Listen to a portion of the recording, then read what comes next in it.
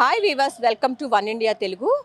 ఆంధ్రప్రదేశ్ రాష్ట్రంలో ఇప్పటికీ చూసుకున్నట్లయితే ఆర్టీసీ బస్సులు అన్నిటిలో కూడా శ్రీశక్తి పథకం కింద మహిళలందరికీ కూడా ఉచిత బస్సు ప్రయాణం అయితే కల్పిస్తూ ఉన్నారు. ప్రధానంగా ఇక్కడ నుంచి చూసుకున్నట్లయితే పురుషులకు కూడా ఉచిత ప్రయాణాన్ని తీసుకురావడం జరిగింది. ప్రధానంగా వీళ్ళల్లో ఎవరైతే దివ్యాంగులు ఉన్నారో దివ్యాంగులైనటువంటి పురుషులందరికీ కూడా ఇప్పుడు మహిళలకు ఏ ఏ బస్సుల్లో అయితే ఉచిత ప్రయాణం కల్పిస్తూ వస్తున్నారో పల్లె వెలుగు ఇలాంటి అన్నిటిల్లో కూడా ఆ బస్సులు అన్నిటిలో కూడా దివ్యాంగులైనటువంటి పురుషులకు కూడా పూర్తిగా ఉచిత ప్రయాణాన్ని అయితే కల్పిస్తూ ఉన్నారు. ఇప్పటి వరకు చూసుకున్నట్లయితే 40% పైగా ఎవరైతే వికలాంగులుగా ఉంటారో దివ్యాంగులుగా ఉన్నారో వాళ్ళందరికీ కూడా ఆర్టీసీ బస్సులో 50% రాయితీ వరకు మాత్రమే ఇస్తున్నారు. కానీ ఇప్పటి నుంచి చూసుకున్నట్లయితే క్యాబినెట్లో ఈ కార్యక్రమానికైతే ఒక ఆమోద ముద్ర అయితే వేశారు. సో ఈ నేపథ్యంలో ఇప్పటి నుంచి కూడా దివ్యాంగులైనటువంటి పురుషులందరికీ కూడా అన్ని బస్సుల్లో కూడా ఉచిత ప్రయాణం కల్పిస్తున్నారు. దీంతోపాటు ఏదైతే సూపర్ లగ్జరీ,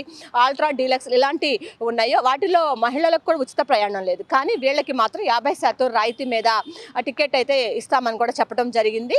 ప్రస్తుతం చూసుకున్నట్లయితే మహిళలకు ఆంధ్రప్రదేశ్ రాష్ట్రంలో ఏ ఏ బస్సుల్లో మొత్తానికి ఎక్స్ప్రెస్లు కానీ పల్లె వెలుగులు ఇలా ఏ ఏ బస్సుల్లో అయితే ఉచిత ప్రయాణం కల్పిస్తూ ఉన్నారో ఆ బస్సు సౌకర్యం అన్నిటిల్లో కూడా దివ్యాంగులకి కూడా ఉచిత బస్సు ప్రయాణం అయితే కల్పిస్తున్నామని చెప్పి అయితే క్యాబినెట్ అయితే తెలపడం జరిగింది.